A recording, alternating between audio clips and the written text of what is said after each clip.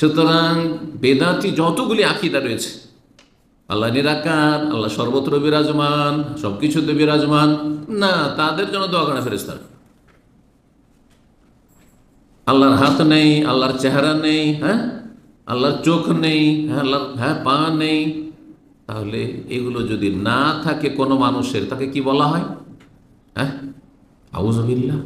আল্লাহ বলছেন আমার আছে। আর পথভ্রষ্ট যারা আল্লাহর দেওয়া রাস্তা বিরোধিতা করেছে, আল্লাহর দেওয়া রাস্তার অনুসরণ করে, তারা বলছেন আল্লাহর হাত পা নেই। হাত পা না থাকলে, হাত না থাকলে টন্ডা, পা না থাকলে খোঁড়া, চোখ না থাকলে কানা বা অন্ধ, তাই না? আর কোনো কিছু নেই, আপনার সব আছে আর আল্লাহর কোনো কিছু নেই। আউযুবিল্লাহ। তারপরে ইবাদত বন্দেগীতে নিয়ত অন্তরে হয়, এরা নিয়ত পড়বে না, হয়তো পড়বে, জায়নামাজের দোয়া পড়বে, নবী সাল্লাল্লাহু আলাইহি ওয়াসাল্লাম সব করেননি।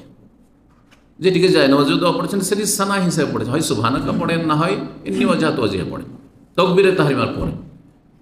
নবীর রাস্তার যদি অনুসারী হন তাহলে কি হবে? ফেরেশতাদের দোয়া পাবেন। ফেরেশতারা দোয়া করবে, আল্লাহ এদেরকে মাফ করে দাও, এদের উপর রহম করো, এদেরকে সম্মানিত করো, এদেরকে লাঞ্ছিত করিও না, এদেরকে বালা মুসিবত বিপদ আপদ থেকে রক্ষা করো, সব দোয়া পাবেন। তাহলে ফেরেশতারা দ্বিতীয় শ্রেণীর মানুষ যাদের জন্য দোয়া করে, তারা হচ্ছে কোরআন সুন্নাহর অনুসারী, দলিলের অনুসারী, নবী সাল্লাল্লাহু আলাইহি ওয়াসাল্লামের তরিকার লোক। তারা মিলাদকে ধর্ম মনে করে না, ঈদ দুটো মনে করে, দুটোর বেশি কোনো ঈদ নেই। তারা জন্মদিবস পালন করে না, তারা মৃত্যু দিবস পালন করে না, ছেলের, স্ত্রীর, বাপের, নেতার, এসব করে না। তারা নবী সাল্লাল্লাহু আলাইহি ওয়াসাল্লামের অনুসারী।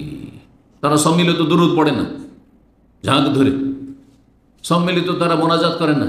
যতগুলি বিদাত রয়েছে, এক কথায় বেদাতি আকীদা আমল নেই তাদের জীবনে। তাদের জন্য সুন্নাহর অনুসারী যারা 1400 বছর আগে নবী সাল্লাল্লাহু আলাইহি ওয়াসাল্লামের আমলে যে মদিনায়, মক্কায় খাঁটি ইসলাম ছিল, নির্ভেজাল ইসলাম ছিল, যাতে ভেজাল মিশেনি, আর সেটা আরব দেশ থেকে গিয়েছে ইরাকে, ইরাক থেকে ইরান, ইরান থেকে আফগানিস্তান, আফগানিস্তান থেকে ভারত, ওই ভারত থেকে বাংলাদেশ, বাংলার জমিনে পৌঁছিতে পৌঁছিতে ইসলামের 12টা বাজিয়ে দিয়েছে। আসল রূপ চেহারা আর থাকেনি, বিকৃত হয়ে গেছে, বিকৃত ইসলাম পালন করছে 1400 বছর পরে।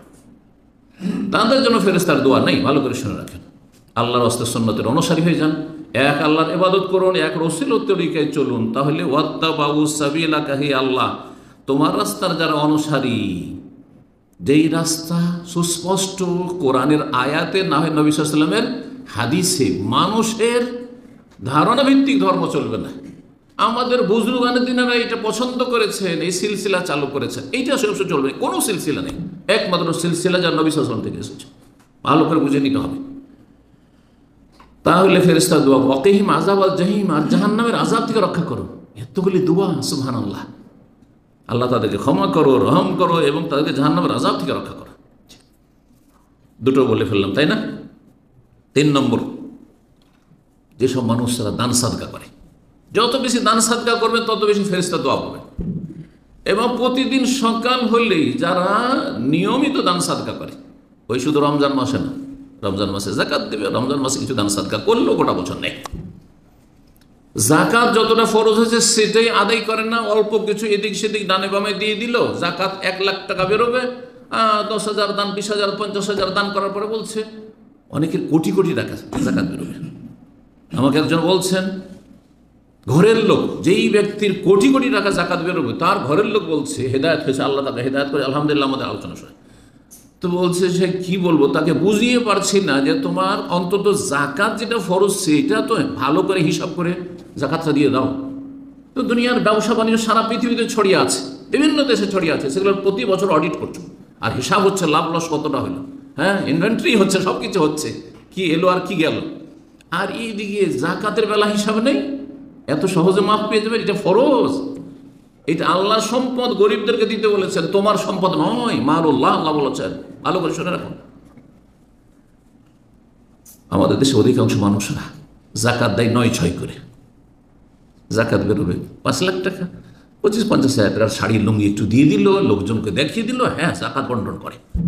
আরে মানুষকে খুশি করলেন, মানুষের রব খুশি হননি, রব জাহান্নামে দেবেন এইরকম লোককে যারা ফরজে ঘাটতি করে। তারপরে অতিরিক্ত সুন্নত নফল। এটাও মনে রাখতে হবে যে ধন সম্পদে ফরজ ছাড়াও কিছু হক আছে। আপনি জাকাত দিয়ে মসজিদ করবেন, হ্যাঁ? জাকাত আপনি আপনার ছেলে মেয়েকে জাকাত দেবেন, আপনার স্ত্রীকে জাকাত দেবেন, আপনার বুড়ো বাপ মাকে জাকাত দেবেন, আপনার দাদা দাদিকে জাকাত দেবেন, নানানিকে জাকাত দেবেন। চলবে না, ওপরে চলবে না, নিচেও চলবে না।